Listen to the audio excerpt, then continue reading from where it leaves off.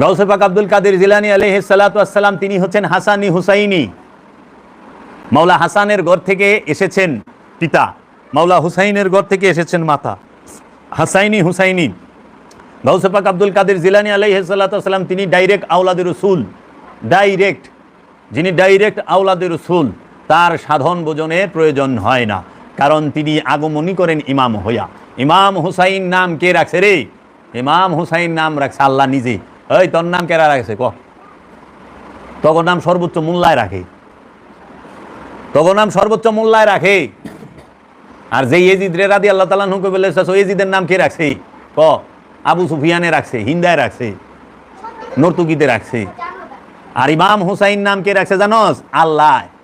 এই মেসেজ কারে দিয়া পাঠাইছে? রবে রুহুল আমিনকে দিয়া, জিব্রাইল আমিনকে দিয়া, যে যান আমার হাবিবের কুলে যিনি আছেন বলে দেন তিনি হচ্ছেন ইমামে হুসাইন। হাদিস পইরা দেখিস, তিনি ইমাম। আর আল্লাহর হাবিব হাদিসে বলছে দেখে নাও সৈয়দকে, এই ইমাম হুসাইন তিনি হচ্ছেন সৈয়দ। এই ইমাম হুসাইন হচ্ছে সৈয়দের পিতা, এই ইমাম হুসাইন হচ্ছে সৈয়দের দাদা, এই ইমাম হুসাইন হচ্ছে সমস্ত সৈয়দের ইমাম, সমস্ত সৈয়দের ইমাম কে ইমামে হুসাইন আলাইহিস সালাতু ওয়াস সালাম। ইমামে হাসান কে নাম রাখছে?